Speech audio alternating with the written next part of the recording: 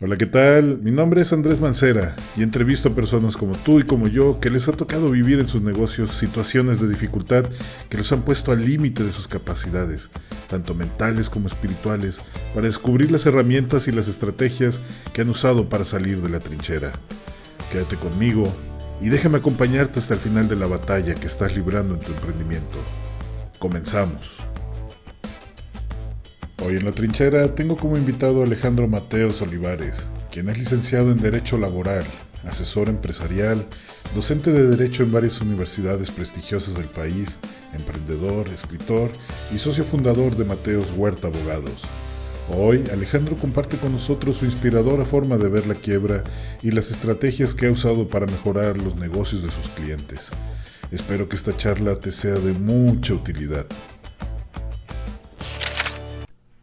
Hace tiempo habíamos platicado acerca de tu empresa de la importación de pescados, el fatídico final que tuvo después de una de las grandes crisis que, pues de las muchas que hemos vivido en México. Pero antes de que lleguemos al punto en que esta empresa terminó, oye Alejandro, ¿cómo fue que empezaste? ¿Cómo fue que iniciaste esa empresa? Bueno, pues yo soy de la gente que veo que la vida es una consecución, un enlace de un evento a otro, de un tiempo a otro. Creo que, por ejemplo, pues la parte de comercio, pues yo ya lo traía, ¿no? Ya parte de la formación. Yo vengo de una familia de recursos no muy altos, donde me tocó vivir en lo que es el mercado de Jamaica, un mercado que en la capital es un mercado que fue de abasto y que al igual que la Merced, que eran los dos grandes mercados de abasto de la ciudad, y que después, bueno, fueron desplazados por la central de abasto. Pero en esa época yo era niño y yo veía los camiones que venían de todos lados, de toda la República a descargar. Y bueno, pues como niño, si bien no había en mi familia escasez alimentaria, pues sí había escasez para algunos satisfactores propios de un niño, ¿no? Como los dulces, un juguete. Y entonces por ahí de que tendría yo 10 11 años, pues me iba con la chamacada, pues nos íbamos a buscar un dinero extra ayudando a descargar los camiones que venían de diferentes lados. Más adelante, mi abuelo, él era electricista y una vez le pedí que, que me enseñara a hacer lámparas. El material de las lámparas se conseguía en el centro de la ciudad y yo empecé a hacer con esos materiales mis propios diseños y salía a una colonia que en esa época era de un estatus mejor, que era la Jardín Balbuena, salía a vender de puerta en puerta las lámparas. Llega la época de la preparatoria, entro a la preparatoria y bueno, pues siempre hay deseos, ¿no? De poder tener un poquito más o vivir más cómodo, eso es muy legítimo en todos. Y entonces estaban de moda las máquinas de videojuego. Tú Fusionaste. agarrabas y ibas en las farmacias, en las tiendas, estaban los videojuegos que empezaban, me acuerdo mucho uno que era de ping pong, ¿no? Que era Ujú. tac, tac, tac, era no me acuerdo de qué marca eran. Y Atari ha de entonces, haber sido. yo creo que sí, Atari Ujú. parece. Y y luego pues el Pac-Man, Sí, famoso sí. Pac-Man, y entonces a mí me llamaba mucho la atención. Y una vez por azares del destino, fui con un ahora amigo que es ingeniero, que pues, él ya estaba en la facultad de ingeniería y estaba armando esas máquinas en su casa, en el garage. Y le dije, enséñame. ¿Y para qué? Dice, esto es para mis cuestiones escolares, ¿no? Ujú. Yo, tú enséñame. Me enseñó y con otro amigo que era carpintero del barrio, Empezaron. empezamos a hacer los muebles, los fuimos mejorando y empezábamos lo que era una televisión completa, porque no había los sistemas que ahora tenemos de pantallas por todos lados. Ujú. Se metía, se armaba, aprendí cómo se funcionaban los circuitos, los botones, donde se compraban todo, todo, todo, los juegos. Y entonces yo llegaba por ejemplo, a una farmacia y le decía, oiga, ¿quiere una máquina? No, pues no compro, ¿no? No, es que no se la vengo a vender. Mire, se la voy a poner aquí. Usted me da el 40% a la semana de lo que saque la máquina De y lo lo que demás sí, se lo queda a usted. Y entonces iba dejando máquinas en varias partes. un De negociazo al principio, ¿ah? Claro, era un negociazo. Yo recuerdo que había máquinas, te estoy hablando de muchos años, había máquinas que te dejaban 120 pesos cada semana, que era muy buen dinero, al grado que cuando yo entré a la universidad pude comprarme un Caribe, que también estaban de moda, ¿no? Un carro Un Caribe, carro, un Caribe. un Caribe, Oh, un Caribe salió de las prestado, máquinas. salió de las máquinas, Ok. porque llegué a tener como cerca de 30 y tantas, por ahí así. Y los sábados me dedicaba a sacar las monedas de las máquinas, entregarle su porcentaje a la persona que me había dado oportunidad de ponerla y lo demás era para mí. Entonces, pues así era, ¿no? Pero bueno, después hubo un bando de gobierno que pues se manejaba que eran nocivas para los niños, etcétera, y pues las prohibieron. Y ahí se acabó el Ahí negocio se de las acabó. máquinas. Y bueno, Época. yo sigo con la universidad, empieza, ya ni me acuerdo qué crisis porque ha habido tantas en este país. Sí. Una de tantas, yo estaba en la universidad, pues como yo trabajaba, pues me pagaba la escuela. Entré a una escuela particular y un tanto media cara, Ujú. pero podía pagarlas, pero pues ya cuando se acababan las máquinas que venían desde la preparatoria hasta mi universidad, pues empezaron los problemas porque ya no tenía para pagar la colegiatura. Ujú. Y entonces, un amigo que en paz descanse, le decía, oye, creo que me voy a salir de la escuela, no puedo pagarla. Y él me decía, no, no te Échale. vas a salir de la escuela, busca qué hacer. Y empezando a jugar, me decía, pues puedes ser contrabandista. Buen Y le digo, negocio. oye, pues sí. Y yo bromeando le decía, pues sí, traficante. Y dice, mira, ¿a quién conoces? En Jamaica estaban lo que eran las pescaderías, lo que fue la vieja viga. Y le digo, pues conozco muchos comerciantes de pescado, de camarones. Y dice, ya está, el Órale. camarotráfico. Sí, Y empezaste a ser entonces, traficante de camarones. exactamente. Y Mm. entonces, bueno, pues le pedí a uno de tantos amigos que eran bodegueros de aquellas viejas bodegas que ya ahora no existen, porque las desplazó la nueva viga. Y sí, y entonces me dice, bueno, pero ¿me vas a ayudar a manejar la camioneta? Sí. Y entonces empecé a aprender el negocio del pescado.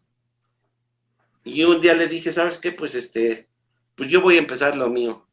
Y me decía, oye, pero no tienes bodega, no tienes equipo de transporte, ¿no te conviene mejor estar conmigo? Pero bueno, pues yo quería explorar por mí mismo. Ujú. Y entonces en la colonia donde ya después ya vivía, que era la colonia Estudio Díaz, que era una colonia un poquito mejor, pues me dedicaba a las amas de casa a decirle, oiga, le vendo camarones, le vendo ostiones, le vendo todo lo que era del mar. Ujú. Y pues empecé a hacer un grupo de amas de casa que se ahorraban el ir al mercado y que yo les trajera buen producto y me lo pagaban. Y así fue creciendo, creciendo, creciendo. Ya prácticamente toda la colonia me conocía que vendía el pescado. Incluso Excelente. tengo un compadre hasta la fecha que me dice el pescadito. De verdad. Curioso, ¿no? Y bueno, después pues quería expanderme más, crecer más. Y se dio la oportunidad por la relación que había con la familia, prácticamente mi papá y mi mamá, de la cuestión de conocer el ambiente militar. Y se me corrió irle a ofrecer a lo que era la escuela médico-militar Ujú. para los menús, porque me enteré que en el ejército estaban ya programando que los militares tuvieran una dieta más rica, más, ahora sí que más sana, ¿no? Y Ujú. entraba dentro de esto el pescado. Ok. Fui, me acuerdo, un coronel me atendió y me dice, sí, sí, sí, estamos interesados. Y le digo, oiga, ¿y me puede hacer un pedido? Sí, ¿cómo no? Media tonelada. Ujú. Cuando tú Y él, vendías por wow, poquito, ¿no? sí, claro, dije media tonelada, y ahora cómo le hago, ¿no? ¿Y cómo la transporto? Pues obviamente no tenía todo eso, ¿no? Y bueno, había otra persona que tenía un negocio también de pescado, que le dije, oye, pues mira, tengo este negocio, y me dijo, sí, pues, las camionetas que tenemos a tu disposición, y le vendemos, y compartimos la ganancia. Creo que ahí aprendí algo muy importante, que es en un negocio compartir, crear sinergia. Redes. Y así fue, eh, y empezamos a vender después en todas las escuelas militares, en los regimientos, en los cuarteles, y pues ya eran cantidades bastante Industriales. fuertes. Y entonces decidimos precisamente cuando nace la nueva viga, que es la central de abastos de la Ciudad de México de pescado y marisco, pues decidimos embarcarnos en comprar una bodega. Como no había el capital suficiente, bueno, pues fue por un crédito hipotecario. Ok, y así fue como se hicieron de la De bodega. la bodega E24, todavía me acuerdo. ¿La has vuelto a ver, Alejandro? ¿Has pasado por ahí? Sí, sí, sí he pasado, pues ahora como comprador, ¿no? Como comprador. Y ya me trae muchos recuerdos porque fue todo un reto, ¿no? Empezar con ello. Y bueno, pasaron cosas bien interesantes. Ya íbamos, el negocio iba funcionando, iba jalando, iba creciendo. Y un buen día aparecen en las noticias que no sé, no recuerdo si creo que fue la Secretaría de Salud, alertaba sobre la marea roja en los litorales mexicanos. Sí, me acuerdo de eso. Y eso amenazó pues la pesca, tanto la pesca ribereña como la pesca de altura. Y nosotros prácticamente lo que vendíamos era filete.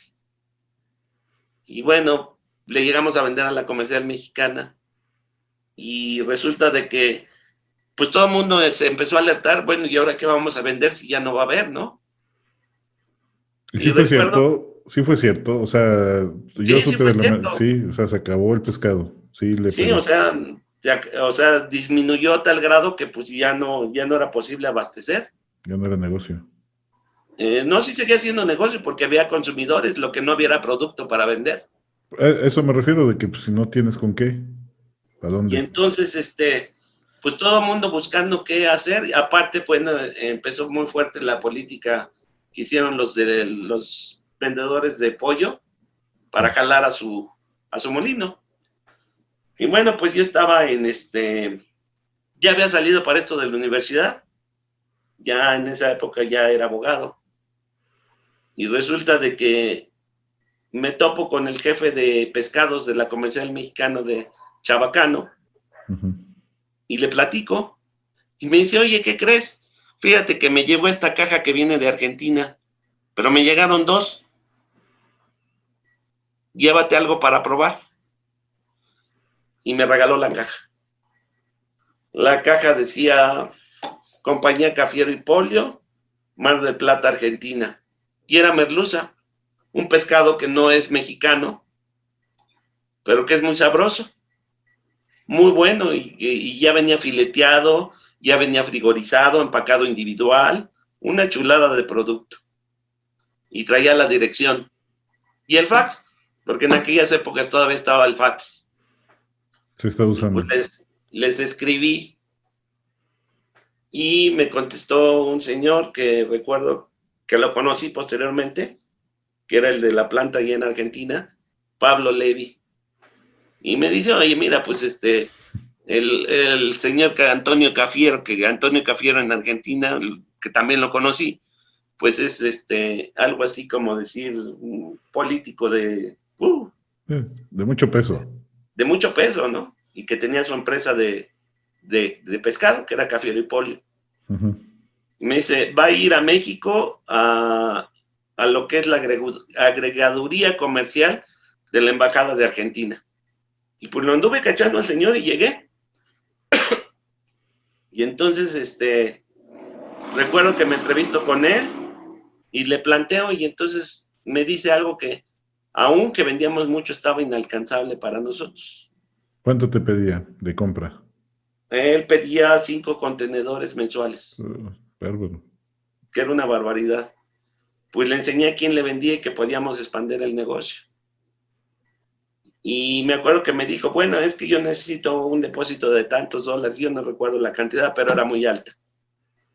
Y le digo, mire, no sé si confía en mí, pero pues le puedo dar una parte nada más. Y dice, ¿y lo demás cómo me lo garantizas? Con mi palabra, señor. Recuerdo que se me quedó viendo y le dice a la persona que iba con él, que después me enteré que era el que me había atendido por fax. Ujú. Me dice, Pablo, mándale al joven, estaba chavo yo, mándale al joven lo que pida. ¿Qué sentiste, Alejandro? Que tuvieran confianza, sí. Imagínate de una persona que no te conoce Pues y eso, que no sabía quizás que le podía cumplir o incumplir. Quizás me imagino que una persona con las empresas que tenía y el peso en Argentina dijo, bueno, pues me voy a arriesgar, ¿no? no pasa nada, pero no, para ti ha de haber sido algo impresionante, es una confianza de eso y esa oportunidad. Y entonces era muy curioso porque pues yo llegué muy contento, pero obviamente haces conocidos en los ambientes donde estás y había otros pescaderos que estaban preocupados por el desabasto y yo les dije, yo voy a traer merluza de Argentina. Y todos se botaron de la risa. Entonces dijeron, me acuerdo había 2 hermanos, que incluso decían, ay, mira, está locotote, ¿no? Y uno se burlaba contra el otro, decía, mira, voy a traer pescado de Argentina. Y pues, ¿qué creen? Cuando Lo llega, traje. Lo traje, para eso hubo que sortear nuevas cosas, como situaciones que en ese momento todavía no conocía, que ahora domino, ¿no? Con la profesión y cursos, etcétera. La importación. Y entonces, pues yo me fue un aventé reto, hasta donde fue un, podía. fue un reto, Alejandro, para ti. Era Un algo que... reto, pero lo sacamos adelante y empezamos a trabajar con esa empresa. Ok. Y aquellos que se burlaron de nosotros, de mí, eran nuestros clientes para poder abastecer a sus clientes. Y no le regresaste luego, Alejandro. Mira, No, locototote. Ah, así fue la historia de comercializar alimentos naturales y envasados. y se fue para arriba, Después Alejandro. llega el famoso error de diciembre. Nosotros utilizábamos, como te decía al principio, factoraje financiero. Las ¿Qué deudas significa? estaban... El factoraje financiero es cuando tú una factura la entregas al banco para que te pague antes, Ujú. con un interés obviamente, y eso te capitaliza. Ok. Y aparte utilizábamos cartas de crédito, que es el medio internacional de pago, en dólares, Ujú. compromisos en dólares, y utilizábamos los almacenes generales de depósito. En aquella época también todo se cotizaba en dólar. Llega ese 18, 19 de diciembre de aquel año, y pues lo que debíamos al día siguiente era el doble. Pues simplemente aún con la lucha y bueno, en esa época no conocía tantas cosas como ahora. Pues simplemente las deudas nos arrasaron y tuvimos que cerrar el negocio, como muchos otros. Así fue esa crisis. Oye, Alejandro, y bueno, ya me contaste hasta dónde llegó, pero los años que estuviste importando desde Argentina, ¿Qué tal fue para la empresa? ¿Qué tanto creciste en esos momentos? Bueno, era maravilloso porque, mira, yo te voy a decir, si no mal me acuerdo, el kilo de filete costaba en aquel entonces traído desde Argentina, con todo el flete de frigorífico, con todo y lo que es los impuestos aduaneros, con todo y lo que es los gastos de agente aduanal, costaban un promedio de 13 pesos por kilo. Aquí en México, ya, por ejemplo, el mero, pues andaba por casi cerca de los 40 pesos. Y nosotros podíamos dar un filete de una mejor calidad que el nacional a un precio de 20 y tantos pesos Por kilo. por kilo. Entonces eso fue fabuloso, nos trajo muy buenas ganancias. Bueno, te comento que llegó un tiempo, un día voy a Alvarado, Veracruz, que en un momento dado tuvo una situación de pesca más o menos importante, pero después con los problemas que hubo, los barcos pesqueros los dejaron al garete y se echaron a perder. Creo que todavía por ahí se pueden ver. Sí, sí, todavía se ven. Y yo llegué con los pescadores de allá y les ofrecí ese pescado que venía de Argentina. Lo que hacían ellos era sacarlo de la caja Y y ponerlo venderlo como como si si lo fueran estuvieran suyos. pescando. Qué bárbaros. O sea, ya estabas vendiendo a nivel nacional, vamos a decirlo, a nivel nacional, porque México llega muchísimo comprador de varios lados. Y ya Bueno, te estabas voy a vendiendo hacia decir, allá. alguna vez dentro de esa época le vendimos a una cadena que no sé si exista, que está en Acayucan y en parte de Veracruz, que es Super Ahorro. No, Era no, una de supermercados, uno que tenía grande en Acayucan. Pues hasta allá mandábamos el pescado. era una empresa ya grande, Alejandro. Sí, ya era una empresa grande y bueno, pues la crisis nos hizo que pues se acabara. Creo que todo en la vida es así como un ciclo. Oye, Alejandro, ¿y qué, perdón, qué sentiste después de haber tenido una empresa exitosa y que una situación de estas inesperada te hubiera llevado a la quiebra? ¿Cómo lo viviste? Bueno, primero se siente, pues sí se siente feo, ¿no? No, Porque claro. es así como que se van muchos años, mucho esfuerzo, pero también te da mucho aprendizaje. Y pues hubo la confianza de que, bueno, pues yo ya era abogado, ya tenía una cédula profesional, aunque realmente lo que yo litigaba eran las cuestiones de la misma empresa de nosotros, que era una empresa familiar. Y bueno, pues dije, pues ni hablar, ¿no? Adaptarse a las condiciones. Un tanto como me dice un amigo, ¿no? Te aclimatas o te aclimueres. Entonces, pues sí, ¿no? Hasta es una teoría darwiniana, las especies se adaptan. Y bueno, pues nosotros no somos la única especie que tenemos que adaptarnos a las condiciones que van, en que se va existiendo. Pero es excesivamente doloroso. Ahorita que estoy iniciando este podcast, he estado hablando con varias personas que la han atravesado la quiebra y también por situaciones, muchas veces por falta de conocimiento, por falta de asesoría, por pues, eventualidades como la que está sucediendo ahorita con el COVID y la verdad es muy difícil superarlo. O sea, sí, nos tenemos que adaptar y al contrario, yo creo que la quiebra y cualquier error en los negocios y en todos lados sirve para aprender. O sea, es necesario, yo creo. Eso, Sí, es muy necesario. ujú. Yo pienso que es muy necesario y la experiencia te hace que veas a veces a otros lados y que también tengas éxito aplicando la experiencia. Y no nada más la experiencia que te deja un negocio, una empresa, un trabajo. La experiencia que te van pasando, la gente que vas conociendo, que son empresarios, que son comerciantes. Desde el más chiquito que conozcas hasta el más colmilludo, algo te dejan de aprendizaje en sus pláticas. Eso es, o sea, es evidente y eso es por lo que estoy intentando hacer esto, porque estoy seguro de que con la experiencia que tú estás contando y lo que vamos a platicar más adelante, muchísima gente que está pasando una situación similar va a aprender bastante de lo que le está pasando y sobre todo va a tener herramientas para salir adelante. Yo creo que pues, es muy necesario que empecemos a platicar esta clase de cosas. Por eso te hice la pregunta de cómo fue tu primer emprendimiento por que sabía que habías atravesado la quiebra y quiero saber cómo lograste solucionarlo. Emocionalmente, Bueno, anímicamente, ¿cómo lo lograste? ¿Tenías este pensamiento de o me aclimato o me aclimuero? ¿O cómo sucedió? pues sí hay dolor, pero a final de cuentas es más fuerte a veces el espíritu que uno tiene de lucha, porque aparte no te queda de otra, ¿no?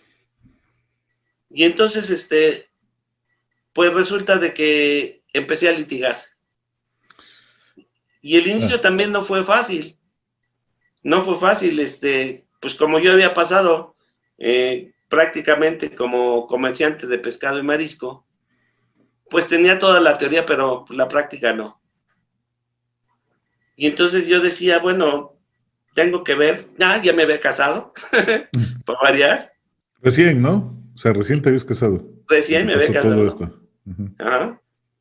Tenía en aquella época 31 años, y entonces dije, bueno, pues ¿cómo le harán los abogados para conseguir clientes? Esa era pues era mi inquietud. Y entonces dije, bueno, pues así como hay ambientes donde se vende pescado y hay ambientes como una central de abasto, debe de haber ambientes donde se junten los abogados y aprender de ellos. Ujú. Y entonces hay un restaurante que está al lado del tribunal aquí en la Ciudad de México, donde se juntaban o donde nos llegamos a juntar y hasta la fecha los abogados. Y pues yo quería ver el movimiento y pues no conocía a nadie, ¿no? Y entonces me paraba en la puerta del restaurante a ver, ¿no? A ver qué captaba. Y entonces pasaba un señor que me decía, buenos días, joven. Ah, buenos días, licenciado. Y así fue la primera semana, ¿no? Yo estaba a la hora viendo a ver qué captaba. Durante 15 días estuve por ahí, ¿no? Y hasta que un día un señor ya de edad, quizás más grande de la edad que tengo ahorita, y entonces me dice, ¿le puedo preguntar algo, joven? Sí, señor. ¿A qué viene todos los días? Pues ya le expliqué, ¿no? Pues mire, pues soy abogado, pero pues sin experiencia, tengo mi cédula y pues necesito trabajo. Y me dice, le invito a un café. Entré a ese lugar que se llama el 58, la casa del abogado. Nos tomamos un café, desayunamos, me dio su tarjeta y me dijo, preséntate mañana al despacho, tienes trabajo. Y así empezaste. Pero bueno, dicen que a veces hay quien dice que las casualidades no existen, ¿no? Ujú. Pues este hombre era nada más ni nada menos que Ciro Carlos Delgadillo Romero, el abogado, ¿Qué y es? ¿Qué un fue? abogado de mucho prestigio que pues ya falleció también, gran amigo hasta el día de su muerte. Y pues él nada más ni nada menos había sido abogado de José López Portillo. Nada más. Y pues colega y amigo y compartían asuntos juntos con Guillermo López Portillo, que era el primo. Y eran grandes Impresionante. amigos, ¿no? Y simplemente, pues yo le caí bien y entré a trabajar al despacho donde aprendí. A moverte por todos lados. Cantidad de cosas. Avanza, avanza la vida, avanza el tiempo. Creo que el tiempo es algo que no le podemos ganar. Vamos envejeciendo. Y bueno, pues él ya estaba en edad ya bastante avanzada. Este, y un día me habla a su cubículo, porque era un despacho grande, ahí en el Monumento a la Revolución, y me dice, oye, me pienso retirar ya tengo lo suficiente, tengo mis ahorros, ya estoy viejo, y pues ya. Y yo dije, ching, se acabó la Sí. chamba, se acabó la chamba otra vez. No, ¿te quieres quedar con el despacho? En serio, Alejandro, así te lo dijo. Y pues que no vas a decir que no. Obviamente no voy a decir que no, y Entonces fue un despacho muy exitoso, grande, como eran los despachos, porque ahorita voy a abordar el tema de cómo cambian las cosas y cómo van cambiando las formas. Y pues resulta que yo ya tenía a mi cargo pasantes, abogados, etcétera, y me iba excelentemente bien. Pero estaba el despacho, era rentado el inmueble, en uno de los edificios emblemáticos del Monumento a la Revolución. Y pues un día el señor Carlos Slim se le ocurrió comprarlo. Y vámonos. Y entonces, en derecho se le llama el derecho al tanto, que es cuando alguien quiere comprar un inmueble donde hay gente que está rentando, le tiene que avisar si ellos quieren rentarlo, van primero los arrendatarios. Bueno, pues me la mandaron la oferta, ¿no? En aquella época eran 18 millones de euros. Bueno, Y pues yo no los tenía, ¿verdad? uh-huh. Carlos Slim sí los tenía porque él Sí, los compró tenía. todos los edificios que estaban, 3 de esos edificios. Y bueno, pues 18, ni hablar. 18 millones de qué, Alejandro? Euros. Euros. Euros. No, nada Creo que el más. euro en aquella época estaba, creo que en 18 años, en 18, 16, por ahí así. 16 Era pesos. una cantidad Monstruosa de dinero. que pues solamente una persona como este señor tenía la posibilidad de comprar. Y Y bueno, compra pues todo. nos fuimos a un despacho un poco más pequeño, más modesto, en la colonia Doctores, a una cuadra del tribunal. Mm. ¿Sí? Y ahí, pues, empezó otra vez todo bastante bien, pero empezaron también a cambiar las cosas, ¿no? Empezaron mira, por ejemplo, para esquematizarte.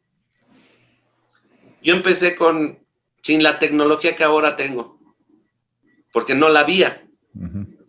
Yo recuerdo cuando iba uno a un juzgado a ver un acuerdo del juez, pusiera un acuerdo de 10 hojas, uno agarraba su cuadernito y a transcribir 10 hojas. 10 hojas. Luego después empezaron a ver unos como plumitas, que era un escáner, y pues ya un poquito más cómodo, pero no funcionaban bien. Y luego empezaron las camaritas, ya nos daban chance con camarita. Y luego, pues, ¿qué crees ahora? Pues por internet nos enteramos de muchas cosas, ¿no? Pagamos una cuota y nos llegan los acuerdos a la comodidad de una computadora. Y rápido. Muy rápido, digamos al día siguiente que fue acordado. El boletín que antes era ir y comprar el boletín, que era como el periódico, pues eso ya está en desuso. Ya O todo sea, llega. ahora se lo mandan a uno por internet. Una maravilla, ¿no? Pero Uh-huh. también esas maravillas hicieron que el mercado de los abogados cambiara. ¿Eso es Y, reciente, Alejandro? O sea, ¿mande? este cambio es reciente. No, mira, creo que lleva muchos años en gestarse. Ok. O sea, por lo menos unos 20 en irse gestando poco a poco. Poco a poco. Yo te Pero ya. puedo, Ajá. Perdón. yo te puedo platicar que, por ejemplo, antes, así como que el gran logro de un despacho de abogados era tener la enciclopedia nueva, que era porque ya no la hacen y la venden a veces casi como una reliquia. Era una enciclopedia de 30 tomos con la jurisprudencia de la Suprema Corte de Justicia y una suscripción para lo que fuera saliendo te la mandaran Ahora sí, mensualmente. Eso ya no ya, existe. ya no existe. No, me Ahora, pues refería. la página de la Corte, Y ahí te sale todo claro. inmediatamente. No, o sea, lo que me refería es de que este cambio sí se fue gestando poco a poco. La tecnología lo fue eliminando lo viejo. Pero Sí, este golpe, digamos, donde la tecnología ha cambiado lo que es ser abogado, ¿cuándo surgió? O sea, ¿cuándo ya se sintió por completo? ¿Fue ahorita en bueno, estos digamos tiempos que hace recios? unos 4 o 5 años. En 5 años fue cuando, hace 5 años fue cuando esto empezó. Y ahora pues está gestando un nuevo cambio en el sentido de que, bueno, hay cosas que yo puedo hacer ahora como atender un juicio a distancia, ¿no? Ujú. Tú estás en Jalapa, yo estoy en la Ciudad de México, puedo atenderlo. Precisamente por la tecnología y porque aparte, bueno, pues estamos en una red con muchos abogados en toda la República. Eso pues no se podía hacer antes, ¿no? O que yo pudiera, hace rato antes de que empezara esta charla, estaba hablando con un cliente en Los Cabos, a la cual le vamos a hacer un amparo. Eso no hubiera sido posible hace años. Ahora es un mercado más dinámico, pero también más exigente. ¿Dirías entonces que la pandemia en realidad ayudó? O sea, impulsó lo que es ser abogado, o lo... Yo pienso que como todo cambio, pues hay crisis, hay, como habíamos dicho, para mucha gente es cierto dolor, pero también es una gama de oportunidades, Así es, en Alejandro. muchos sentidos, ¿no? Yo creo que la pandemia, digo, no puedo decir que es algo bueno, porque pues nadie lo percibe más si has tenido familiares que se enfermen, amigos que han fallecido, pues no podemos decir que sea algo bueno. Pero si analizamos la historia que es cíclica, pues ¿qué pasó, por ejemplo, en la Segunda Guerra Mundial? Hubo un salto cuántico de la tecnología, de los avances médicos.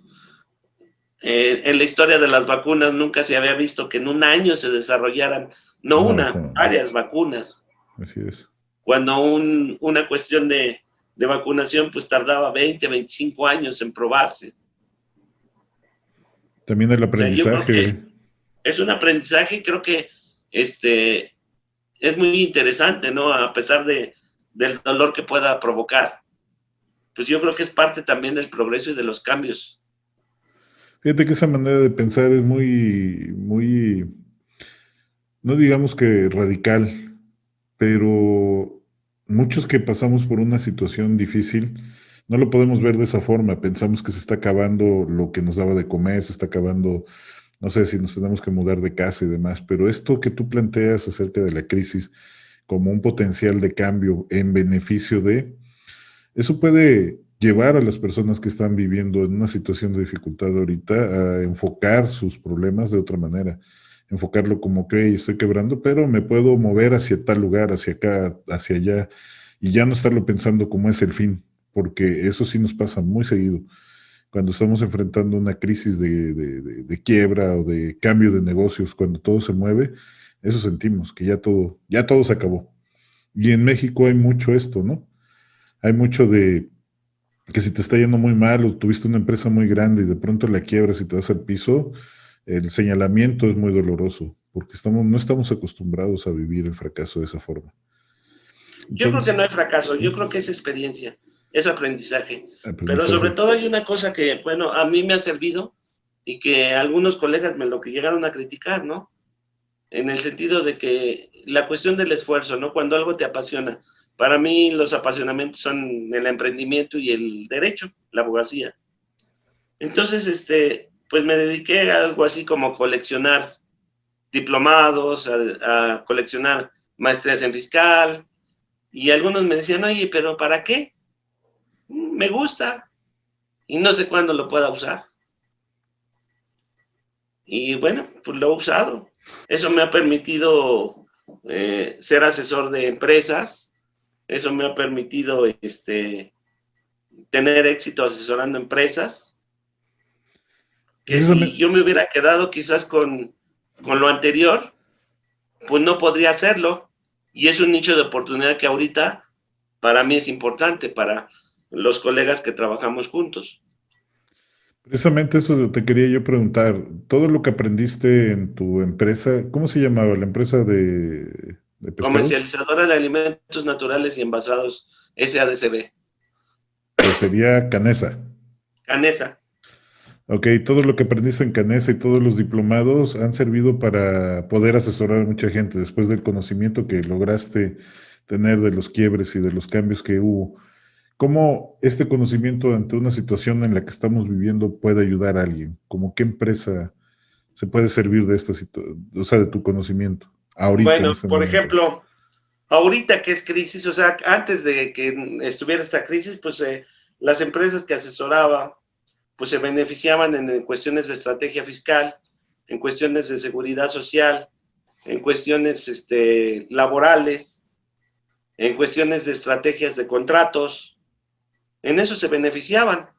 porque evidentemente hay veces que los empresarios, y a veces de tamaños ya importantes, no saben algunas situaciones que pueden hacer legalmente, ¿no?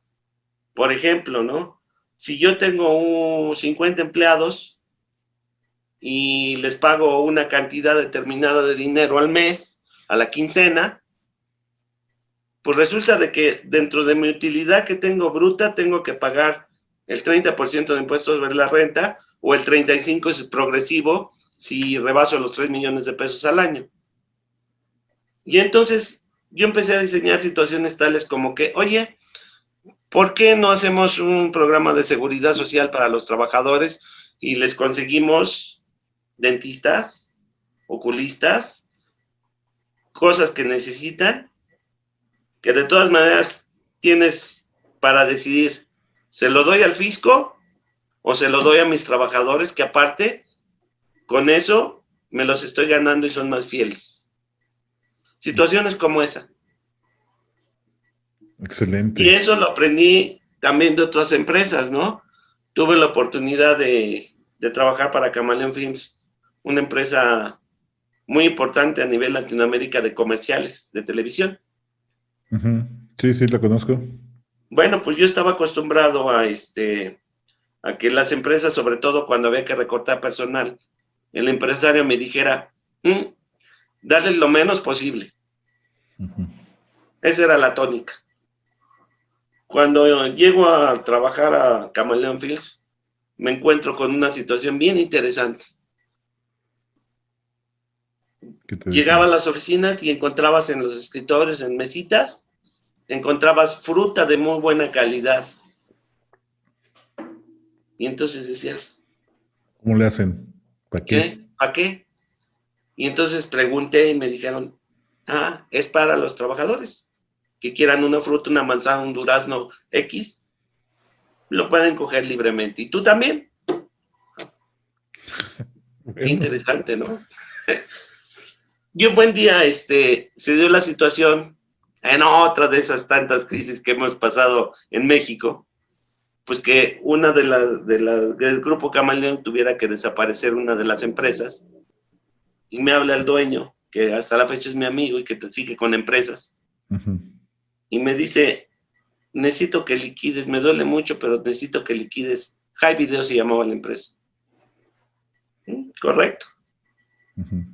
Y entonces le paso la lista de lo que por ley les correspondía para ser liquidados. Y entonces el señor agarra, y fue, digamos que el primer año que yo estuve ahí, y decía, a ver, Panchito Rodríguez, ¿cuánto alcanza de liquidación? No, pues ahí está, señor Luis, 100,000 pesos, tiene tantos años, y yo explicándole, ponle 200. ¿Qué? Y fulano, tas. ¿Qué está pasando, no? O sea, después, cuando hubo más confianza con él, le digo, ¿por qué fue eso? Le digo, me dice, una verdadera lección de humanidad y de empresarial. Me dice, mira, esta gente ha trabajado para mí y ha hecho que yo tenga y progrese económicamente. Justo es, que yo les regrese algo. Y con esa filosofía muy interesante, pues yo nada más te voy a decir que esa empresa llegó incluso a Cannes, ¿no? Al Festival de Cine. Pero aparte la historia de este empresario era muy interesante porque él venía de un estrato social de la colonia Santa Julia, que es una colonia, pues digamos, barrio en la Ciudad de México, hijo de un pintor de automóviles que entró a trabajar de mensajero a una productora de cine, y de ahí se fue para arriba. Qué entonces él tenía una filosofía muy interesante, ser humilde, porque él reconocía de dónde venía. Y siempre se ha mantenido en esa línea. No, ahora está montando una fábrica de muebles que también estoy asesorando en algunos sentidos, en Mérida. Ok. O sea, pero sigue funcionando, sigue trabajando, sigue... Sí, sigue trabajando, es un hombre muy trabajador, que es otra de las cosas que a lo largo de la gente que he conocido asesorando, pues también me ha servido a mí de asesoramiento. Eso es como una simbiosis. ¿Por qué? Porque algunos piensan que el ser empresario es que me voy a levantar a las 10 de la mañana, voy a desayunar, voy a llegar a la oficina a las 12, a la 1 me regreso y después va a ver qué hago, ¿no? No. No, nada que ver. La realidad es que es gente bien comprometida, digo, gente que a veces se levanta a las 5 de la mañana, hace ejercicio, va a la oficina a checar todo, conoce los sistemas que van funcionando, se empapan de los sistemas fiscales, contables, etcétera, etcétera, etcétera. Están al pie del cañón. Sí, sí, sí. Y a mí me da risa cuando sale en internet esos anuncios que dicen, trabaja 1 hora y gana Mil 100 mil dólares. dólares al mes, ¿no? Ajá, $1,000 diarios, $2,000 diarios. Eso no ¿Dónde? existe, eso no existe, eso es ficción. La realidad es de que la gente que quiere progresar tiene que trabajar. Y a veces, incluso, digamos que el operario, si es que uno llega a tener operarios, el operario tiene un horario. Ujú. A veces el emprendedor no tiene un No, horario. no tiene horario.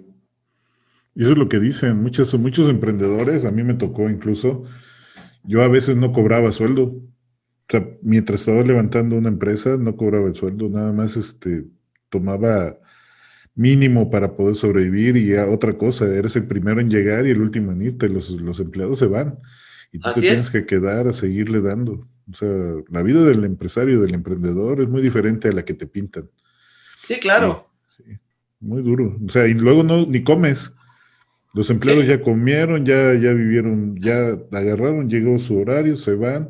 Tú no has comido, ya son las 7, ya son las 8 de la noche, ya son las 9. Al día siguiente párate temprano porque llegan proveedores, vienen a dejar mercancía. Y es una cosa muy complicada, muy bonita. Es muy bonito ser emprendedor, pero es muy diferente a lo que dicen. Y es nos muy toca vivir de diferente. todo. Claro, y aparte, vas aprendiendo a delegar y vas aprendiendo al menos, yo tengo la filosofía que también he aprendido de que sea una empresa responsable. Y hablando de empresa responsable, que sea responsable con el ecosistema, que sea responsable con sus trabajadores. Ujú. El trabajador no es alguien a quien hay que explotar, hay que ver también su beneficio. Y cuando haces estrategias fiscales y cuando haces estrategias de seguridad social y lo vas compaginando con una serie de herramientas que ahora tenemos mucho más acceso y concursos, etcétera, la empresa funciona. Fíjate qué contraintuitivo, porque aquí en Jalapa es uno de los mercados más difíciles que hay en Veracruz, y no lo digo yo nada más. Hay un distribuidor que es de Tocay, por ejemplo, y distribuye toda la zona de Veracruz. No nada más tiene esta distribución, vende dulces, distribuye Hershey's, distribuye bastantes productos. Y me ha dicho que Jalapa es uno de los mercados más competidos y más complejos que hay, porque aquí todo se maneja por precio. Incluso los empleos son, yo creo que de los empleos más mal pagados que hay. O sea, hay muy pocos empleos donde sí puedan ganar bien, pero aquí un profesionista incluso lo llegan a contratar por 6,000 pesos, 7,000 pesos al mes. Un Claro. profesional que estuvo estudiando. Entonces, qué contraintuitivo para un lugar que lo que quiere es pagar lo menos posible. Lo que quieren es, sabes que contrátalo 2 meses y a los 2 meses lo corres, o sea, lo despides, lo tienes laborando y lo vuelves a contratar para no pagar ISR, me parece, Ujú. si es que estoy en lo correcto. Y lo que tú estás diciendo es que sea contrario, o sea, que hay que usar todo lo que sabes, por ejemplo, de leyes, para así pagarle a los empleados bien y aún así tendrías beneficios como empresa. Así es. Yo creo que poco a poco se va haciendo y se va difundiendo una cultura empresarial más humana, más amable para todo mundo. Y eso es muy bonito porque eso nos habla de que como sociedad vamos progresando. El ser emprendedor significa, al menos para mí, el valor que das también a la sociedad. No es nada más tratar de enriquecerse, sino también dar valor a la sociedad. valoren el servicio, honestidad, honradez. Creo que en ese aspecto en México todavía nos falta mucho, pero ya se empieza a cimentar esa cultura. Me gustaría poderla ver. Y también esto que tú estás refiriendo mucho a los empleados, aquí en Veracruz tenemos una verdadera crisis en cuestión de laboral. Yo tuve varios empleados, quedé muy decepcionado, nunca los pude alinear sobre un propósito y no soy el único. Hay muchísima gente que dice, bueno, pues yo estoy pagando una muy buena cantidad y no consigo gente que trabaje. Pero yo creo que no nada más es pagar bien, así como tú dices, debe de haber también una cultura empresarial sostenida, cómo el empleado se debe sentir bien, cómo educarlo para que crezca, cómo apoyarlo, por ejemplo, con seguros sociales que la mayor parte de las empresas aquí en Jalapa no las dan. Es todo un proceso que tiene que cambiar y va a tardar, pero Sí, va a sí tardar, pero se está dando. se está dando. Oye, Alejandro, también te quería yo hacer una pregunta, aprovechándote. Tienes muchísimo conocimiento y lo plasmaste en una guía hace poco, hace un año y meses, es una guía legal, Ah, sí, defensa contra deudas bancarias. contra deudas bancarias. Este sería otro de los puntos que también quiero yo tratar. ¿Qué fue lo que te impulsó a hacerla? Bueno, más que nada, uno de los impulsos que me dieron es ver la cantidad de gente que ignora que tiene derechos como deudor. También eso es algo que va cambiando paulatinamente. No es lo mismo la cobranza que ejercían los bancos hace 20 años que la que hacen ahora. Digamos que se ha humanizado un poco, y digo nada más un poco, porque a final de cuentas siguen utilizando cierta presión psicológica, este, aprovechan obviamente el desconocimiento de la gente que no sabe qué hacer con una deuda, que no sabe cómo manejarla, que no sabe situaciones como las que estamos ahora pasando, la pandemia, que hay en derecho una teoría que se llama de la imprevisión, que esa teoría permite que en casos como este efectivamente podamos tener quitas, podamos tener espera, muchas cosas, ¿no? Eso es lo que me motivó, porque, y aparte, bueno, porque igual la cultura en cuestión de finanzas, pues no es algo que tengamos muy difundido en México.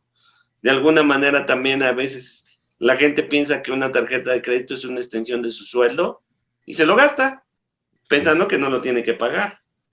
sí, qué Entonces, loco. bueno, de alguna manera es un círculo vicioso entre los bancos que también aprovechan esa ignorancia, hay que decirlo. Entonces eso hizo que pues formular ¿Qué esa puede? guía que está Ajá. dirigida al público en general de una manera muy sencilla, ¿no? De leer, no trae rebuscamientos jurídicos. Cualquiera que pueda medianamente leer y escribir, lo entiende. Sí, ya tuve la oportunidad de leerlo y como tú dices, es muy sencillo de leerlo, muy sencillo de seguir y sobre todo te quita muchos miedos. Te deja con la necesidad de apoyarte con un profesional, en ese caso contigo, pero sí te quita muchos miedos porque en las cobranzas, como tú dices, se han humanizado, pero hay, por ejemplo, acá hacen una estrategia unas empresas, que no voy a decir su nombre, para no meterme en problemas, pero agarraron y contrataron puro gorilón, Uh -huh. que incluso hasta se puede agarrar a golpes. O sea, si te niegas a pagarle, son demasiado insistentes, van hasta tu casa, no importa dónde vivas, si están tocando y te tratan de obligar, o sea, con intimidación real. Entonces, mucha gente pues, no sabe cómo defenderse, no sabe qué derechos, no sabe nada, y no sabe que incluso eso es hasta ilegal, ¿no, Alejandro? Que te cobren de esa Sí, forma. actualmente el Código Penal Federal, pues ya establece como cobranza que la cobranza extrajudicial que tenga ciertos elementos de violencia es castigada con pena de prisión y con multa. Fíjate, eso es muy importante. La mayor parte de la gente no lo sabe. Y vive No, no asustada, ¿eh? sabe. Sí, Me ha claro. tocado ver gente que tiene miedo, o sea, literalmente miedo. Ahora bien, otra de las situaciones que están plasmadas en esa guía es que yo aprendí precisamente algo en lo que es la profesión, Ujú. precisamente con este gran amigo que me dio la oportunidad de empezar en la carrera. Explicarle a la gente lo más sencillo posible, porque, bueno, esa figura del abogado que te habla con tecnicismos propios de la carrera, pues también está pasando de moda. Y las épocas, yo te puedo decir que lo he aplicado con mucho éxito, incluso como docente, donde no tienes que ser el profesor estirado y sangrón, que sabe todo según, ¿no? No, la persona sencilla, el amigo, el que le explica al alumno, eso también está cambiando. O sea, vivimos, digo, los que ya estamos casi para el sexto piso, hemos vivido cambios que a mí me siguen impresionando. Nunca nos hubiéramos imaginado una situación como la que está pasando, ¿verdad, Alejandro? No, digo, yo hasta en enero del 2020, pues nunca me lo imaginé, ¿no? No, no. O sea, vimos las noticias, dijimos, es allá. O sea, a lo mejor sí llega, pero como el N1H1, creo, que nada más fue una pasadita de unos, es más, ni siquiera duró 15 días, un mes. Pero Pero no, fíjate que, perdón, ajá. fíjate que esto de que dices que estaba hasta allá, Ujú. también nos trae una gran enseñanza que se da también a nivel de cómo funcionan actualmente las economías y cómo funcionan los negocios y cómo funcionan las corrientes ideológicas. Llega un momento que es una transformación de, yo calculo, de 20 años para atrás, donde todo se está globalizando, Ujú. donde ahora resulta de que el prójimo es importante aunque esté en China.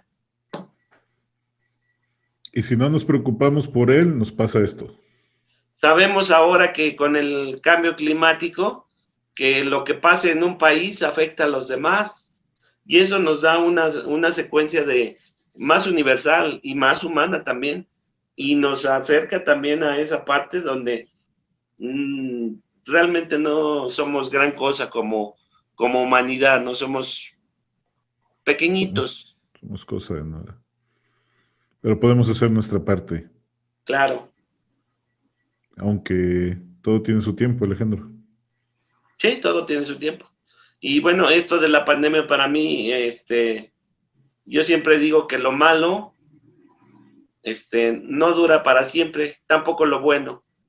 Y entonces hay que estarse de alguna manera actualizando, de alguna manera cambiando, modificando. Yo les puedo asegurar que los negocios, las empresas, están cambiando de una manera tan rápida que un comerciante que pudiéramos traer del pasado de hace 50 años sería un colapso brutal para él. Sí, no Todo ha sabría. cambiado. Digo, ¿qué dices ahora de las APPs? ¿Qué dices ahora de la comunicación por internet? Del e-commerce, Ujú. cosas que hasta parecían de ciencia ficción. Lo que estamos haciendo ahorita, Andrés, yo de niño Tener- lo vi en los supersónicos. Exactamente. Ahora es una Llamadas, realidad. así es. Podemos estar platicando tú aquí, incluso hemos tenido nosotros sesiones de asesoría con un cliente que está en España y tenemos gente trabajando que está en un argentino, son argentinos, son uruguayos y podemos estar platicando en todas partes del mundo en diferentes horarios y tener una charla así como la estamos teniendo ahorita. ¿Cuándo Así se es. hubiera visto eso? ¿No? Nunca, Y yo sí, creo que ¿no? es maravilloso, ¿no? Es excelente, porque esto nos acerca demasiado a la manera de pensar de otros, nos hace pensar en el prójimo, como tú dices, el que está allá, el que está acá, cómo lo ayudamos, cómo nos ayuda y sobre todo en la empresa, porque no podemos estar ajenos a ellos. Si no tenemos una comunicación eficiente, las empresas se vienen abajo. Entonces, comprenderlo, cómo funciona, comprender sus porqués de las cosas, cuando antes a mí no me importaba, por ejemplo, alguien que estuviera en Perú o en Argentina, o Ni en siquiera había España. muchas formas de conocerlo. Así es. No teníamos manera. O sea, era una cosa impensable hasta hace 20 años que empezó el Internet a popularizarse, pero hoy día ya estamos siendo una población mundial. O sea, somos un Así pueblo es, así y es es, un pueblo digital. así es. Nos está tocando vivir cambios impresionantes, Alejandro, que pues, yo lo leí en libros, como tú dices, futuristas. Alejandro, siguiendo, fíjate que cuando yo tuve el problema de quiebra, pues, tú me asesoraste, me ayudaste muchísimo, pero uno de los grandes pues, temores que tiene alguien que acaba de quebrar, o sea, con deudas, con problemas, con deudas en el banco, con deudas en acreedores, no sé, hipotecarios a lo mejor, hay dos temores tremendos, que uno es pérdida del patrimonio y la otra es la cárcel. Quien está pasando en estas circunstancias, ¿cómo deberían de actuar? O sea, ¿qué podrían hacer legalmente hablando? Bueno, ¿Qué les dirías? la cárcel mientras no hagas un fraude, que a eso nos vamos a remitir ahorita, Ujú. no se da, ¿no? Simplemente, yo creo que es cuestión de asesorarse. Hay una ley, creo que lo habíamos comentado ya, una ley Sí. de concursos mercantiles, es una ley federal que opera en Ujú. toda la República Mexicana. Cuando nace esta ley, es precisamente con la premisa de que es mucho mejor para la economía de un país tener una empresa viva que una enterrada, o sea, que Ujú. una quebrada. Ujú. Y entonces esa ley te permite, por decir, si tú tienes una cantidad de acreedores que ya no les puedes hacer frente, como es en este caso de la pandemia, porque no tienes buenas ventas, por muchas razones, tú puedes hacer uso de esa herramienta. Primera, para suspender el pago de tus acreedores. O sea, legalmente a tus acreedores les vas a decir, estoy en proceso de concurso mercantil, no de quiebra, que es diferente. Ok. El proceso de concurso mercantil significa que yo voy a tener que pactar contigo, acreedor, para que me hagas rebaja o para que me esperes, porque pues no te va a quedar de otra porque estoy en mi proceso de reestructuración. Obviamente hay que manejar algunas variables donde efectivamente sí vaya a haber esa posible recuperación. Si sabemos que la pandemia tarde que temprano va a ser historia, pues obviamente nuestra empresa puede resurgir también. Lo que necesita es un respiro. Ujú. Y ese respiro legal nos los da la ley.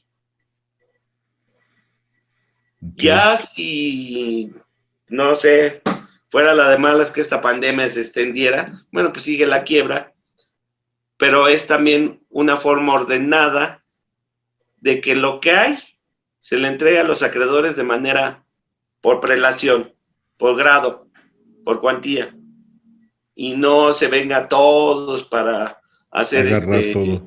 claro.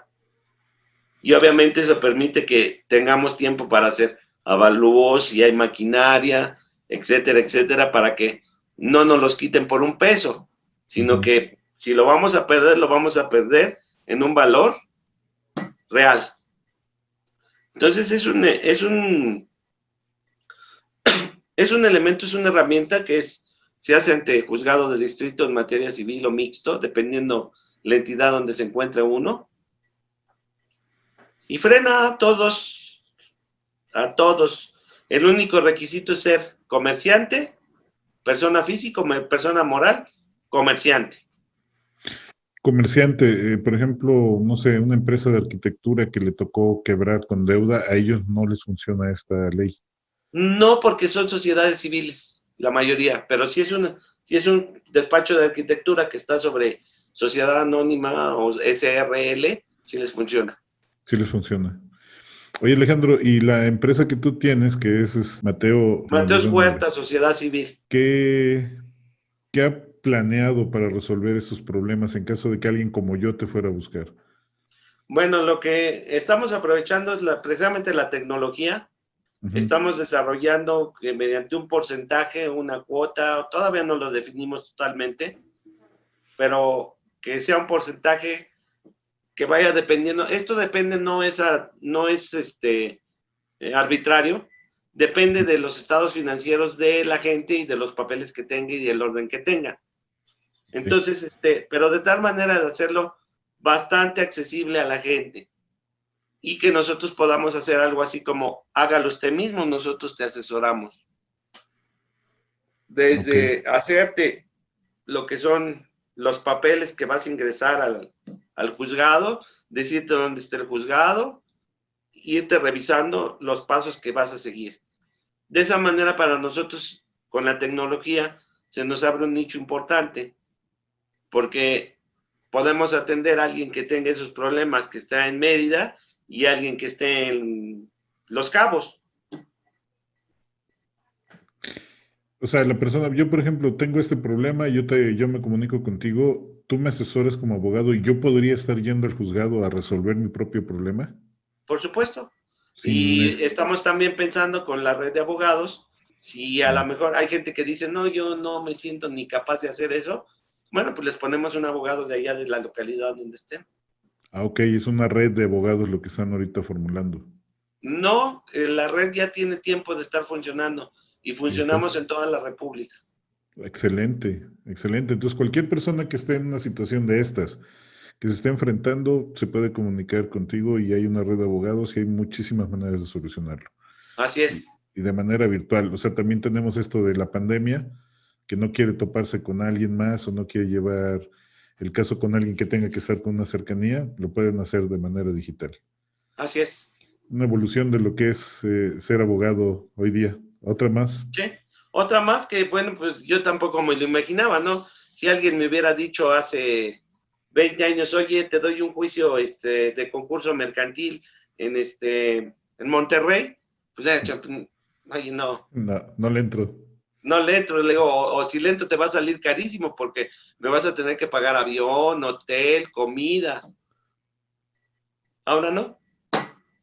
Ahora las cuestiones digitales, incluso hay una apertura en lo que son juicios, donde ya se instauran varios estados, y yo creo que va a ser en todos, los juicios por videoconferencia. Eso sí está sorprendente. Un juicio por Donde el juez videoconferencia. lo vas a ver por la pantallita y ya se instauró en algunas partes. Todavía tiene defectos, pero ya estamos en ese camino. Oye, Alejandro, me lleva a imaginar un libro que se llama Las 21 leyes para el siglo XXI, me parece, de Hariri.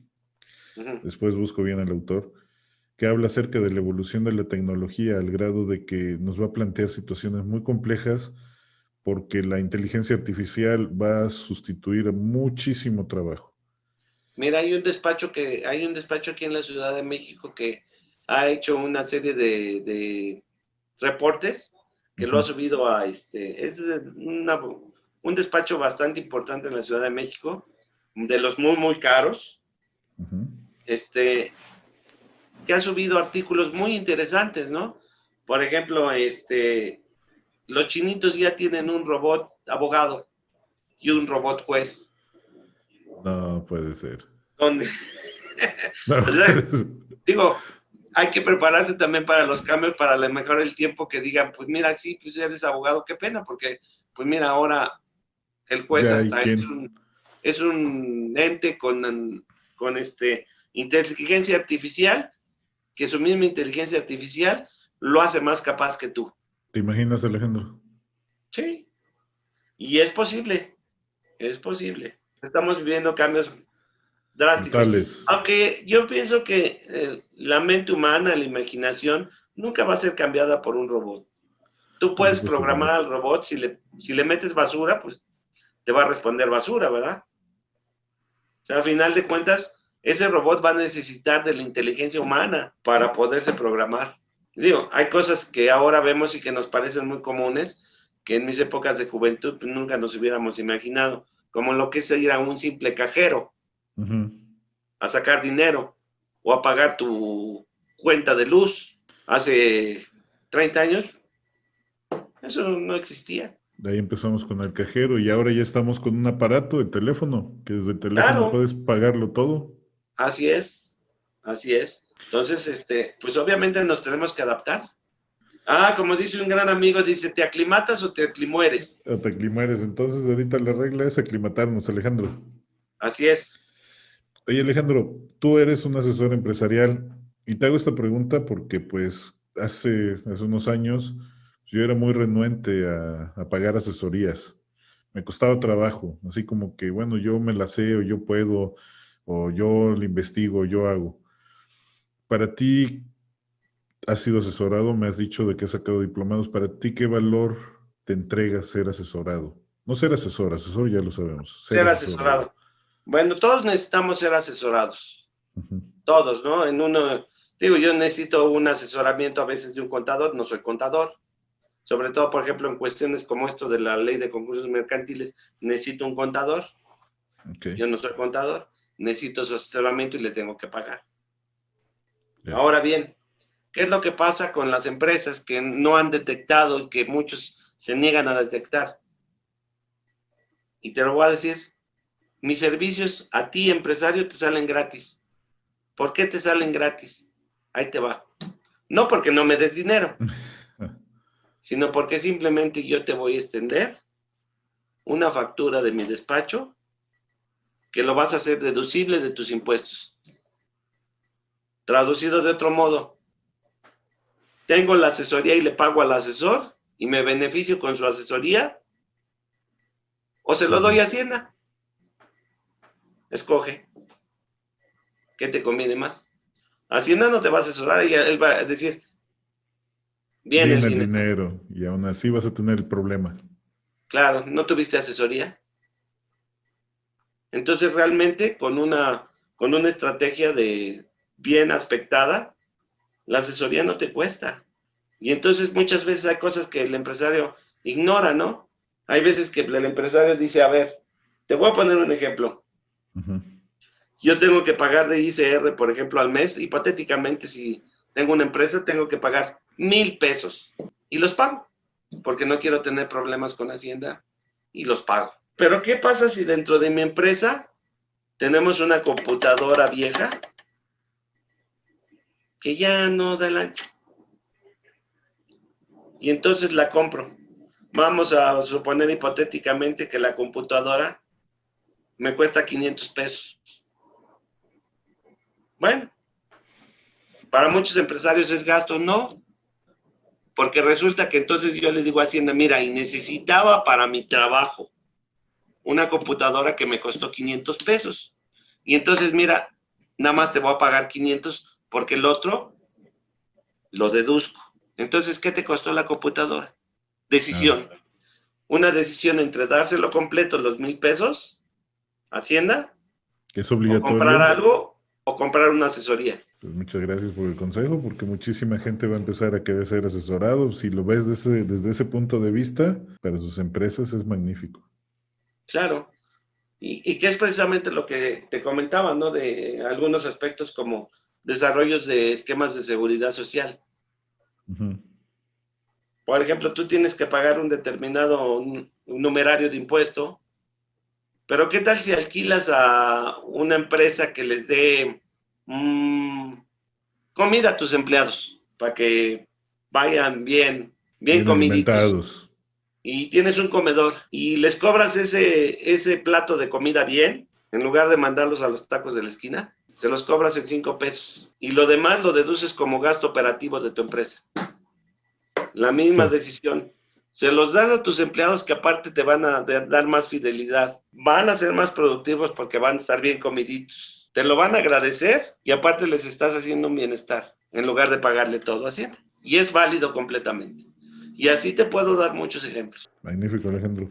Va a haber mucha gente que yo creo que cuando escuche este podcast se va a empezar a dar ideas de cómo mejorar su empresa a partir de mejorar la vida de sus empleados. Y aparte de eso, de que ellos lo puedan hacer por su propia cuenta, pues van a tener el contacto contigo, que al rato me los das para que lo podamos poner al final y puedas ir diciéndoles cómo hacerlo. Sí, Francamente, hay claro que sí. cosas que son fáciles de que se te ocurran, pero hay cosas que no. O sea, el emprendedor promedio, al menos el que yo conozco, es una persona que dice, voy a hacer un negocio y se avienta y ya de ahí a los trancazos empieza a aprenderlo todo.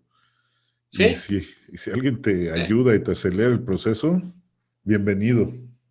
Y es que realmente el conocimiento que vas adquiriendo, la cuestión, por ejemplo, en el sentido de gente especializada, difícilmente lo puedes tú tener de ser todólogo. No es Ujú. posible.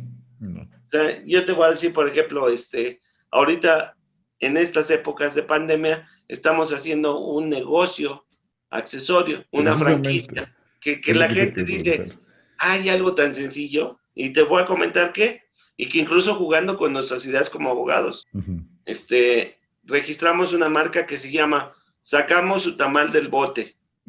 Sí. Buenísimo, a mí me gustó mucho el eslogan. Bueno, Garantizado. garantizado aparte, ¿no? Sí, sí. A la gente le ha causado de todo tipo de emociones buenas, positivas, pero aparte estamos haciendo esto que te estoy platicando, de no generar el dinero así, para Ujú. uno solo, sino derramarlo en beneficio de los demás. Resulta de que, como soy dragón, pues Yo también. hay una mujer que tiene un éxito muy bueno con un pequeño negocio de tamales, son exquisitos, son muy buenos. Ujú.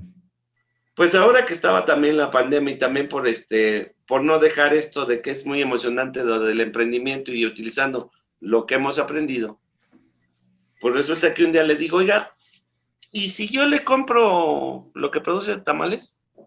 Y me encontré con una persona muy abierta, dice, no, es que este es para vender, pero le puedo hacer más, los que Ajá. usted me quiera. Oye, ¿ya cómo me los daría? X. 13 pesos. Perfecto. Simplemente lo que hice con una amiga que ahorita estamos experimentando todo lo que es el aspecto de marketing, todo lo que es el aspecto de costos, todo es el que es darle una imagen diferente al tamalero que se pone en la esquina, de imagen, de limpieza, de etcétera, con el mismo concepto de un tamal. Y entonces, pues desde el primer día hemos tenido, que se acaba Venta. todo, todos los días y vamos en aumento. Pero lo más interesante aquí es que, por ejemplo, y lo he visto, ¿no? Porque la gente a veces tendemos a burlarnos de las ideas de los demás. Ujú. Y Pasa. incluso yo lo puse en mi página de Facebook y mis colegas abogados me dicen, ¿qué? ¿Ahora vas a ser tamalero? Abogado y tamalero. Bueno, resulta que nosotros hicimos una expectativa de proyección a 4 meses, donde ya empieza a dejar de ser juego el vender tamales, Ujú. porque ahorita estamos hablando de una ganancia diaria de 700, 800 pesos. Muy buenos.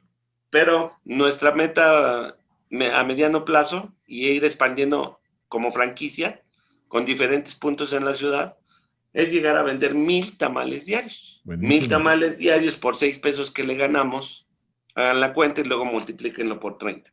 Entonces, a veces de las ideas que pueden resultarle algunas no muy viables, sale el negocio. Yo tuve una experiencia y eso es la parte de la mezcla de profesión con emprendedores. Hay una franquicia de un joven brasileño, ahorita pues también está en crisis por lo mismo de la pandemia. Él llegó a una feria que era del Instituto Politécnico Nacional y entonces llegó con un proyecto que era un serpentín para enfriar, una especie de sacacorchos, una prensita y un mueble muy bonito, muy llamativo que decía Coco, no recuerdo ahorita el nombre. Y entonces su proyecto era, ponía el coco, el aparatito le hacía el agujero, el serpentín enfriaba, caía el agua de coco a un vaso bien fría y te lo vendía al momento. Qué curioso porque a veces como somos todavía la mentalidad mexicana, ¿no? Todos se rieron de él. No puede ser, eso está súper innovador. Bueno, ahora te cuento la historia, después de 20 años que conocí eso. Ajá. La historia es de que este ex joven, porque ahora ya también estamos de casi la edad, pues simplemente puso uno de esos carritos en casi todos los centros comerciales de la Ciudad de México. Bárbaro. Se forró. Se forró. Negociazo. Obviamente nadie lo quiso patrocinar porque no, no, ay, como algo tan sencillo. Va a funcionar. Pues precisamente yo he aprendido que en la sencillez están las cosas que se pueden hacer grandes. Nosotros tuvimos que recurrir a las estadísticas de marketing de Ajá. lo que es aquí en la Ciudad de México el consumo de tamales. Es una cosa impresionante. Si a eso le agregas calidad, le agregas imagen, le agregas un sistema de franquicias, una marca, pues con un producto que es bien popular. Algo así como si nos vamos al puerto de Veracruz, ustedes que están ahí en Jalapa, con los bolovanes, ¿no?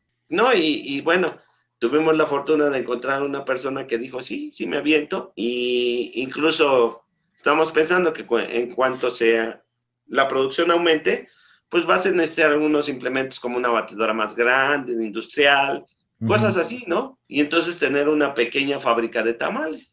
En la entrevista anterior que hice, también tengo un amigo que está queriendo franquiciar comida mexicana, pero él es de Tantoyuca, Veracruz, la parte norte, y lo que él quiere franquiciar, pues es comida norteña de Veracruz. Y la idea Ajá. de franquiciar, de darle presentación, de darle imagen, de darle todo, es algo que no lo han hecho los mexicanos. ¿Cómo es que los americanos hicieron Burger King y se ha vuelto internacional? ¿Cómo han hecho Claro. Subway? Se ha hecho internacional. ¿Y cómo los mexicanos tienen una de las comidas o de las mejores comidas que hay en el mundo? No se le ha ocurrido hacer una franquicia de comida realmente mexicana, ¿no? Taco Bell en los Estados Unidos. Algo Porque realmente. te puedo decir que también hay una situación donde la cuestión de los franquiciados, los que crean franquicias han querido hacerlo esto inalcanzable, ¿no? Ujú. Pero la realidad te voy a decir, nosotros estábamos haciendo una franquicia, El Curadito, que Ajá. es mariscos tipo Sinaloa, y Ujú. íbamos muy bien en el proyecto, pero pues se apareció la pandemia. Sí, Pues se fue. tuvimos que parar, ¿no? Pero la realidad es de que también es algo que estamos tratando de crear aquí en el despacho, el hacer una asesoría accesible para que podamos hacer franquicias. Porque en México hay talento y tenemos cosas muy buenas. Y a veces lo que nos falta es precisamente, quizás muchas veces el apoyo de nosotros como paisanos mexicanos. Yo creo que sí, lo que tú estás diciendo. Tanto es el apoyo como lo que tú dices, en las franquicias son carísimas, la gente no le quiere entrar a esto. Hace poco hicieron una franquicia de bolovanes, no recuerdo cómo se llamaba, Mr. Bolo, creo, veracruzano, pero la franquicia te la vendían en 800,000 pesos. No, pues no. No, O o sea, sea, yo te estoy hablando de una franquicia de tamales que va a costar cuando mucho 15,000 pesos. Porque lo interesante para el que crea la franquicia no es tanto empezar a ver crecer tu marca. ujú, Y la otra es que se empiecen a multiplicar tus puntos de venta y que tengas ujú, un porcentaje mínimo, pero de muchos. excelente idea. Y ahorita creo que es una parte también de auxiliarnos, de solidarizarnos, porque la economía en un país de economía emergente como México, pues está complicada. Creo que es época de también sembrar esa solidaridad como mexicano, ¿no? De alguna manera un tanto nacionalista. ¿Por qué los extranjeros sí pueden y nosotros no? ¿Qué diferencia hay? ¿Acaso no tenemos talento? De sobra. Me Lo que parece, pasa es que no, a veces no sabemos organizarnos o hemos sido un pueblo un tanto egoístas entre nosotros. Pero eso también yo lo veo como beneficio con una crisis como esta que hay de pandemia. ¿Por qué lo veo como beneficio? Porque en estos momentos sale el espíritu nacionalista de ayudar a los otros. Claro, también sale el que se siente empresario y vende un tanque de oxígeno a 40,000 pesos. Ese tiene eso no. otro apelativo, ¿no? Sí, es otra Se cosa. le llama de otra manera, pero hay gente con talento, hay gente buena. Y hay que Y tenemos apostarle. aparte, por ejemplo, lo que tú dices de la cultura culinaria, ¿no? Es la segunda en el mundo. Es la tailandesa en primer lugar y la mexicana en segunda. Porque aparte tenemos regiones donde hay otras cosas. O sea, no tenemos una cocina Sí, increíblemente basta. vasta por Impresionantemente estado. basta. Y bueno, te comento cómo está esto del aprendizaje, el nombre de acá de Oaxaca, Ujú. donde un grupo de personas, y a ellos nos tocó asesorarlos en la cuestión de exportación de máquinas de una marca que se llama Celorio de tortillas. Se llama la Mixteca Oaxaqueña en Nueva York. Así le pusieron. Ok, buenísimo. Este señor lo conocí, un señor que de la Mixteca Oaxaqueña, que pues es una zona pobre del país. Uh-huh. Pues él se aventó con sus coterráneos, con sus paisanos de la Mixteca Oaxaqueña, se fueron a Nueva York, empezaron a vender tortillas y ahorita tienen como 25 tortillerías allá en Nueva York. ¿De verdad? Sí, incluso por ahí hubo un documental que se llama La Mixteca Oaxaqueña en Nueva York. No sé si a lo mejor ahora está en YouTube, ¿no? Impresionante, impresionante. O sea, mexicanos conquistando afuera. Y ahora, por ejemplo, en 2017 tuve oportunidad de ir a un congreso a Bogotá. Y entonces, como buen dragón, uno pregunta, oye, ¿qué es lo rico de aquí, no? Y entonces una chica colombiana me dice, no, hombre, hay unos tacos exquisitos. Ay, no, por favor, tacos. Pues, tacos. vengo del país de los tacos, ¿no? Quiero algo de aquí, ¿no? Sin embargo, fuimos a conocer la taquería de un paisano de Michoacán que se enamoró de una colombiana y la colombiana le dijo, pues sí, me caso contigo, pero vente para acá. Y él tenía una taquería en Michoacán, vendió su taquería. Vámonos. Y se fue a Colombia, a Bogotá. Digo, no sé, ahorita ellos también están en pandemia, también tienen problemas. Pero era impresionante la popularidad de esa taquería en Bogotá. O sea, impresionante. Entonces, que tenemos talento, hay que saberlo aprovechar. Hay que impulsarla, hay que impulsarnos. Hay que impulsarlo. Yo creo que hay que creérnosla, Alejandro, porque muchos no se la creen. Piensan que lo de lo extranjero es lo mejor. Lo americano es buenísimo, lo japonés es buenísimo. Aquí tenemos cosas buenísimas, o sea, tenemos mucho talento, tenemos, como tú dices, tanto comida, inventos, tenemos modelos de negocios, tenemos tanto para crecer y tanto por hacer. Nada más es eso, que la gente se le empiece a creer. Que yo empiece a te pensar hago que un podemos. reto, Andrés. Venga. Te vas a Taco Bell. Ajá. Y luego después, si ese día te alcanza el estómago, te vas a los taquitos de la esquina, de cualquier esquina. De cualquiera. Y luego de me México. dices cuáles están mejor en sabor. De lejos. La cuestión es de que muchas veces nuestro paisano taquero de la esquina, pues no tiene la imagen que atrae, ¿no? Y entonces se queda en esa, digamos que en esa parte, ni tiene las ideas, él tiene la idea de sobrevivir de su taquería y punto. No quiere crecer. Es una lástima ahora que visité la última vez que estuve con mi esposa en Mérida. Digo, la comida de yucateca es magnífica. Y bueno, hay un lugar en el centro que se llama La Chaya y unos que otros lugares, y solamente hacia muy fuera de Mérida encuentras comida autóctona maya. Yo fui por primera vez a Mérida cuando tenía 18 años y pues encontrabas en todos lados. Y ahora tú te vas por el Paseo Montejo, que es de las principales avenidas, y encuentras Burger King, Taco Bell, Kentucky Fried Chicken. Y a mí se me ocurrió preguntarle a una persona, la cocinera de ahí de La Chaga, que es tradicional, oiga, ¿y por qué? Me dice, no, es que es muy complicada la comida maya, la comida yucateca. Complicada para hacerla. Muy elaborada. Entonces la gente desgraciadamente volteó por esas franquicias extranjeras de comida rápida para tener una mayor ganancia, sacrificando de alguna manera toda la tradición y todo el sabor de la verdadera comida que debería de encontrarse uno más fácil en Mérida. Pues tenemos una gran oportunidad, Alejandro, cambiarlo todo. Yo creo que es una oportunidad para cambiar la forma de trabajar, la forma de vivir, la forma de comer y de hacer crecer a pues, México, ahorita que está esta situación. Y como dijimos, si no te aclimatas, te aclimueres. Así es. Oye, Alejandro, te quiero hacer una pregunta porque después de haber superado esta situación, la que a mí me tocó vivir, pues en su principio era muy, muy difícil y yo estaba buscando desesperadamente gente que me dijera algo, que me diera un consejo o algo por el estilo. Y te quiero hacer una pregunta. Si tú pudieras viajar al pasado, al momento más oscuro de tu vida, al que te puedas imaginar, y pudieras darte un consejo con el conocimiento que tienes hoy, ¿qué te dirías? Bueno, yo creo que todas las etapas tienen un porqué, todas las etapas son de aprendizaje.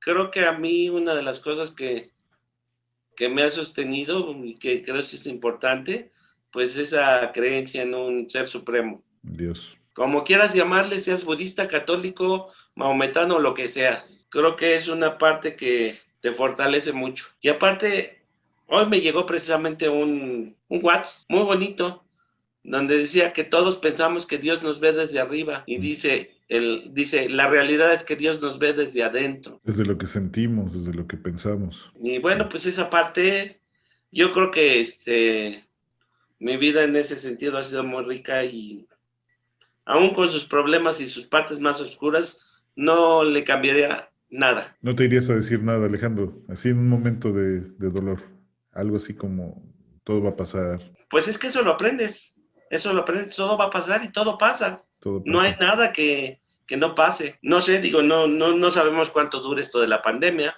pero va a pasar. Y no sabemos tampoco y no sabemos si dentro de un año vamos a estar vivos. También. Cada año festejamos un cumpleaños y decimos gracias porque llegué a esta nueva edad, ¿no? Uh-huh. Pero nadie tiene garantizado la vida. Y entonces una de las cosas que también para mí desde aprendizaje es vivir hoy.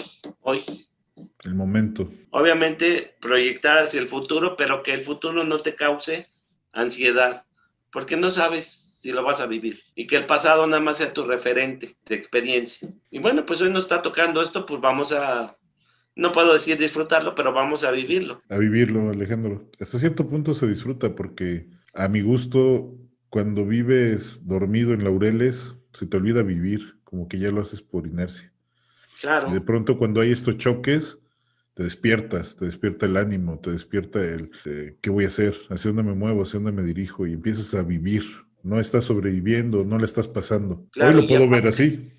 Sí, y aparte hay algo muy importante, ¿no? Ahora que estuvo, por ejemplo, la Ciudad de México cerrada 5 meses, casi todo, y que sigue semiparalizada, aprendes algunas cosas también, porque siempre estamos aprendiendo. Uh-huh. ¿Cuántas veces muchas de las cosas que disfrutas hoy, siempre las has tenido, pero con la rapidez de la vida, habías dejado de percibirlas? Uh-huh. Tan solo el estar en familia. O sea, Así tan solo llegabas en la noche, nada más te saludas, cenas rápido. ¿Cómo te fue? Bien, a dormir, vámonos. Te ves un ratito, el domingo, si acaso. Hay tiempo para leer, para reflexionar, para muchas cosas. Digo, dentro de toda esta tragedia que es la pandemia, también nos trae cosas buenas. Así es, Alejandro. Toda la charla ha sido una clase, una maestría acerca de cómo vivir los negocios.